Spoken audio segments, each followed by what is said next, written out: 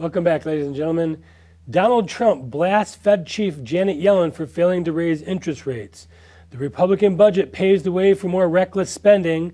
But first, the company behind the Keystone XL pipeline has asked the U.S. government to suspend its permit application, likely beyond the 2016 elections. Why? TransCanada, which owns the XL oil pipeline, which transcends most of the northern United States, goes down to Cushing, Oklahoma, where they ship the goods, and then from Cushing. And that's what's refined, right? No, Cushing. It's not. No. Cushing is the inventory. It's a national inventory. That's the one every Wednesday morning they get the news. If it moves up, the price of oil goes down. If the inventory goes down, the price of oil goes up. But anyway, that oil pipeline, the XL oil pipeline, was the basic instrument by which oil sands in the Athabasca region of Alberta province was going down to the refineries around the Gulf of Mexico and also in the Houston area. Well, they didn't have the section from Nebraska up to Athabasca region out in Alberta. So they were going to complete that, and they were just about ready to cross the border when suddenly the whole thing was put on a hold because I think Mr. Obama got his orders from his billionaire friends not to let this happen because it would disturb climatological purity.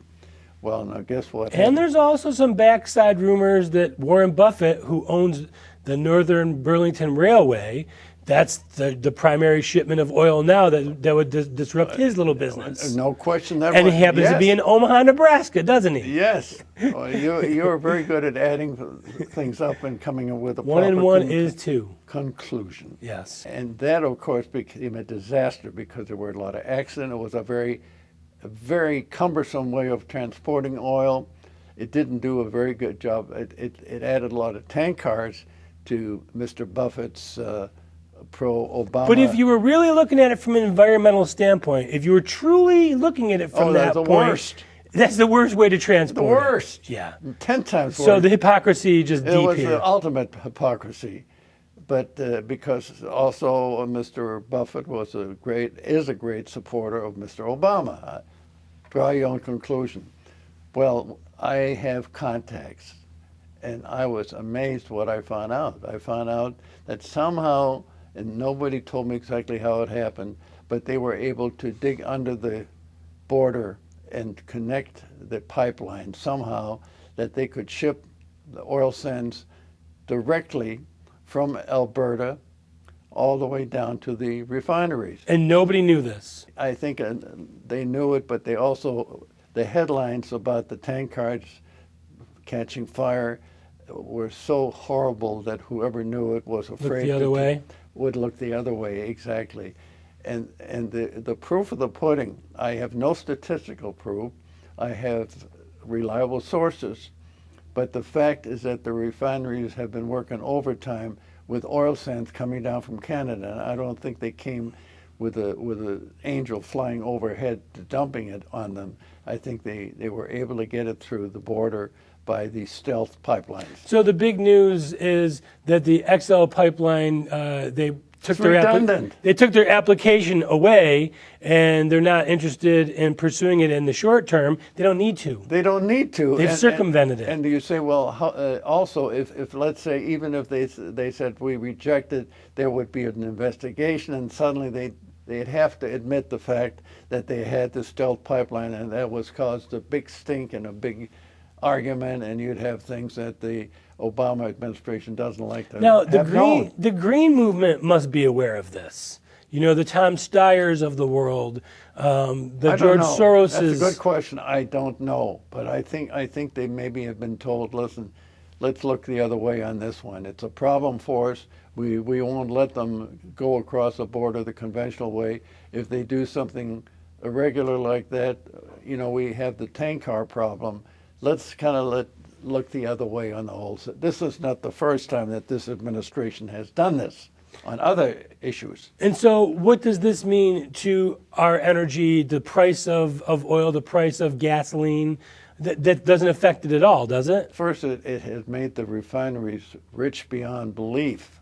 The refineries, there's 140 refineries in the United States. That's about 50% of all the refineries in the world. And they have done a fantastic job of increasing their capacity. But the more difficult the oil itself, what they call it heavy crude oil, and oil sands is the heaviest of all. It's very, very coarse and very difficult to clean up. But the refineries love it because they can charge a lot for it. Because it's a harder process. It's a much harder process. West Texas Intermediate, which is basically produced in the United States mostly, you have the Eagle Ford, and you have the Permian Basin, you have the Marcellus Shale in the east. That's all light stuff. They'll do it, but they don't get much for it. There isn't much work for them to do.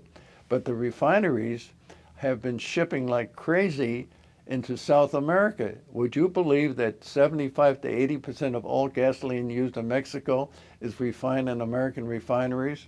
Diesel oil, jet fuel, heating oil, and any oil. So the Mexicans send their oil up to us to be refined, and we send it back to them for the final product? Yes, but they're also, Pemex has been getting worse. I mean, because they nationalized Pemex about 60 years ago, and it's just a corrupt organization. They're very non-productive, so they don't.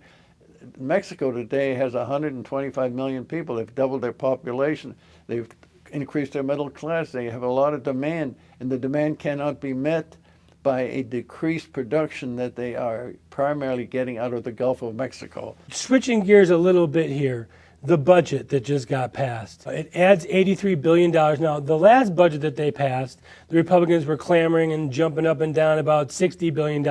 They just gave the president and the administration another $20 billion to spend however they want to, and they passed it out for 2 years.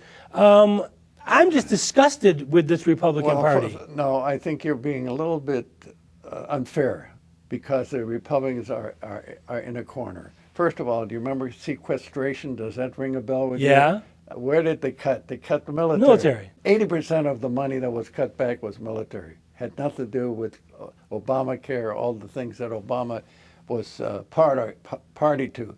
Now, this deal that they went along with, both the House of Representatives controlled by the Republicans and the Senate. That passed it at 3 o'clock in the morning. Yeah, but the point you got to understand, what is a big thing that they desperately want to do this year? They want to elect a president, right? Yeah. Okay. So you're going to use the argument of shutting down the government? Yes, I mean. But the last time that happened, Republicans swept. They won every possible seat they could have. Yeah, but look, I'm a pragmatist. Okay, I think everything. What would happen? One thing Obama's very good at is manipulating the opposition and making them look like the bad guys. Now, what would happen? He'd shut down the government, and they'd cry uncle after about a week or 10 days because they didn't want the publicity. The average American has no clue as to what's going on in Washington. It's the most corrupt city in the world today, as far as I'm concerned. Absolutely. And so the Republican leadership realized that it's better right now. They're desperate to take over the presidency. They are learning from Obama that Obama has used the presidency more aggressively, more corruptly, more dangerously than any president, maybe with the exception of Carter, but Carter was just a stupid person. And so the Republicans want the presidency back so they can have all three branches again, just like they had under Bush 15 years ago, and end up doing the same exact thing, spending money, wasting money. But that's because they had the wrong guy in the White House who didn't know how to. I'm not saying that, let's say, a Trump would. I think a Trump is more realistic because he's a businessman and he takes no prisoners as far as his attitudes are concerned. Yeah, we had the setup, but we didn't have the right people in that setup. Speaking of Trump, he just went very hard on Janet Yellen for not raising rates, saying that basically Obama doesn't want this economy to crash while he's on the golf course. What do you make of that? I don't believe that at all. I think as an you don't think rates should go up? No, because they have set a goal of an inflation of 2%, and we're nowhere near that. And the point is, that'll only if the rates went up, the dollar would get stronger. Our exports go down even further. We're caught between the rock and a hard place right now. I think waiting because also the Europeans have pulled a fast one on us. They have reduced themselves down to the point where you now have to pay the banks to give them money to hold for you. Right. So we are getting hurt badly as far as our exports are concerned. And if we raised interest rates now, even if it was just 1/8 of 1% or something, they know that this is the beginning of more and more and more. I think. But you can't hold off in perpetuity, can you? No, but the point is, in the meantime, again, this is like. When do you take the Band-Aid off? You take the Band-Aid off once you. Right now, we were up a little bit in the summer. Now we're starting to come back down again. We had, as we sit here, the manufacturers, our manufacturing percentage has gone down. We're not in any kind of recession at this point, but we're not picking up at all. The unemployment figures are phony because they relate only to the big corporations who hire and fire.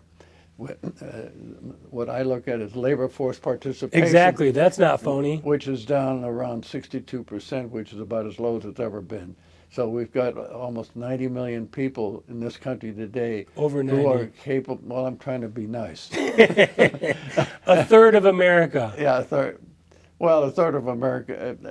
Almost. If we had everybody working that could work, we'd have about 160 million people. And don't they say that full employment is somewhere around 5%? Liars can figure, but figures don't lie. Yeah. We need to take a quick break, but we return faster than Hillary changes her pantsuit. To watch the show or catch up on a segment you just missed, go to YouTube and search Morris Beschloss or go to our website, theworldreport.org. And make sure to like our videos and share them on all your social media platforms.